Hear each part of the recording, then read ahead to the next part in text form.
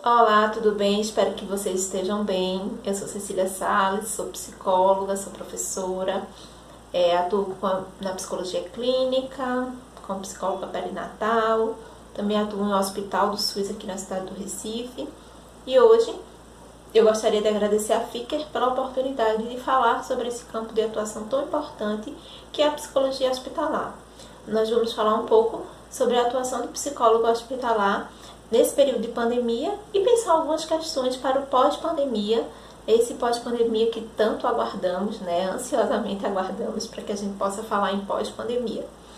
Então, eu gostaria de iniciar falando o quanto a área de psicologia hospitalar ainda é desconhecida, principalmente pelos alunos do início do curso de psicologia.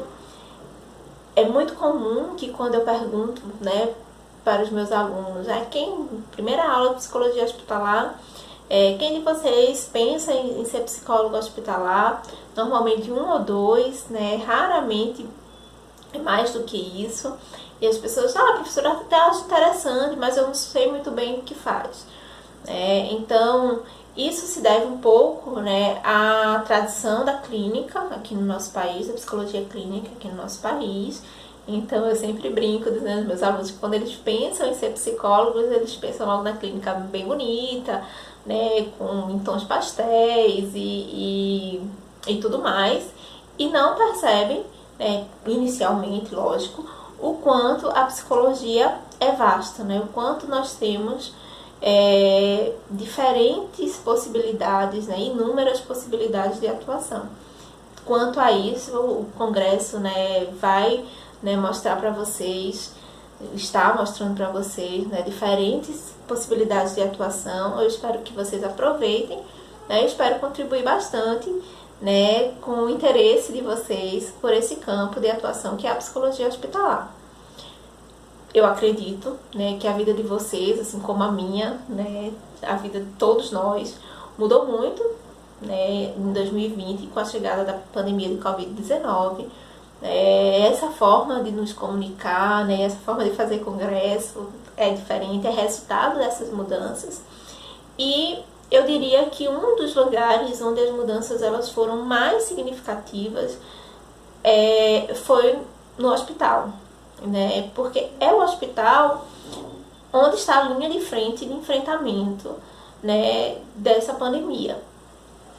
Para o psicólogo, inúmeras questões surgiram, como, por exemplo, questões simples, né, como a própria apresentação para o paciente, né, isso nunca foi questão para a gente, né, como eu vou chegar no meu paciente, né, porque, diferente da clínica, onde o paciente ele vai lá, né, procurar o atendimento, ele chega apresentando uma demanda, eles sabem, né, que vai ter um tempo, esse tempo é negociado com o paciente, o número de sessões semanais, mensais, enfim, a depender da demanda e da organização entre paciente e psicólogo, claro. No hospital não é assim, né? No hospital nós nos aproximamos do paciente, nós ouvimos o paciente, pensamos junto com ele, né, em estratégias para fazer aquele acompanhamento dentro das possibilidades físicas, institucionais, e isso sempre foi feito de uma forma muito próxima. É muito comum a gente encontrar, né, o psicólogo e, como psicóloga, me colocar na beira do leito, né, de forma muito próxima do paciente. Então, essa proximidade, que nunca foi uma questão, né, na minha atuação, por exemplo, passou a ser, né? Será que eu estou apresentando risco para o paciente? Será que o paciente está me oferecendo risco? Então, foi uma situação, né, que gerou muita insegurança. Não só insegurança do ponto de vista, né, da contaminação, né, do risco, né, de ser contaminado pela Covid-19, como também da insegurança em relação ao que é que vamos fazer nesse contexto. Então, você imagina o psicólogo hospitalar, é um profissional, né, que atua com sujeitos que foram, né, surpreendidos por um evento, né, que desorganiza a sua rotina, né, que mexe com a sua família, que mexe também com os profissionais, né? Não é porque nós que atuamos na saúde lidamos diariamente com o adoecimento que a gente também não se impacta com esse adoecimento. É bom que continue se impactando, né? Então, assim, é um momento de atravessamento de uma situação difícil, de afastamento familiar, e esse afastamento familiar ele se tornou ainda maior com a pandemia, né?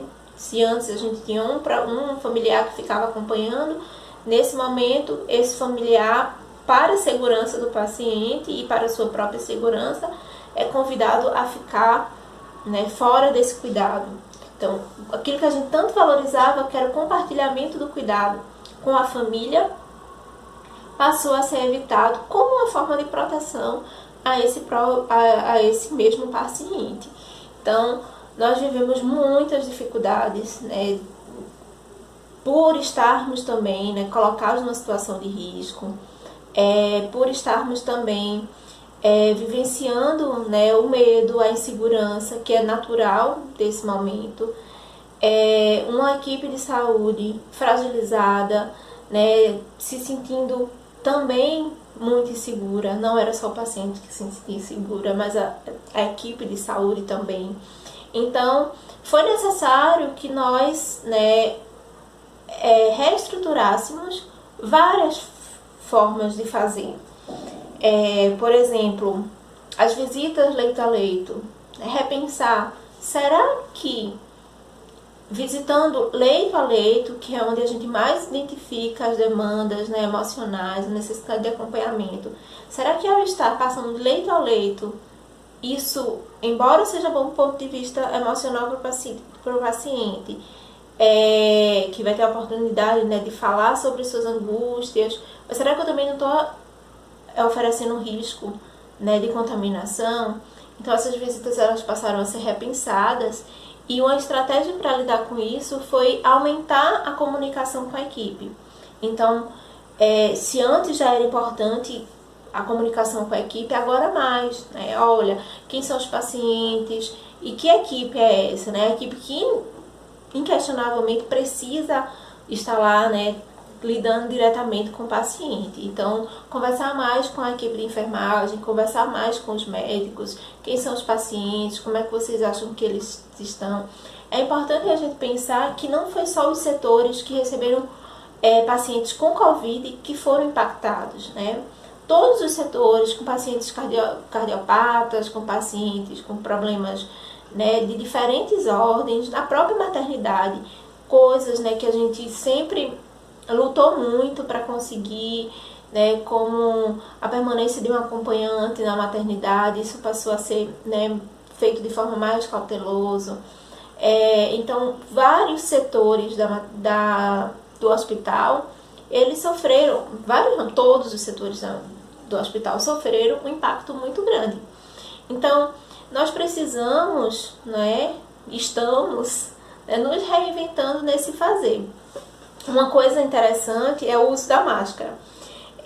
Desde a minha formação, né, como psicóloga hospitalar, usar máscara sempre foi uma questão. Então, a gente sempre explicava para o paciente por que estava usando máscara, para que aquilo não tivesse uma interferência no vínculo com o paciente. Então, explicando que era para proteção. Era extremamente, né, pensado quando é que a gente usa máscara ou não. E hoje, né, o paciente usa máscara, a gente usa máscara. Às vezes o paciente diz: eu não conheci você porque eu não vejo o seu rosto, né? Então, como lidar com essas questões, né, que causam certo distanciamento físico, né? Como acolher mais o paciente se a gente não pode, né, nem mostrar o rosto ao paciente. São questões que nós estamos lidando, né, diariamente com esse tipo de questão. Por outro lado, né, também foi um período criativo, um período onde nós podemos pensar formas, né, de lidar com essas dificuldades e reinventar nossa prática. Então, coisas que nós não utilizávamos, né, como recurso para cuidar da saúde mental desses pacientes e da própria equipe, passaram a ser implementados nos serviços. Por exemplo, o uso de tecnologia para aproximar a família do paciente. Então, alguns setores receberam tablets, né? Embora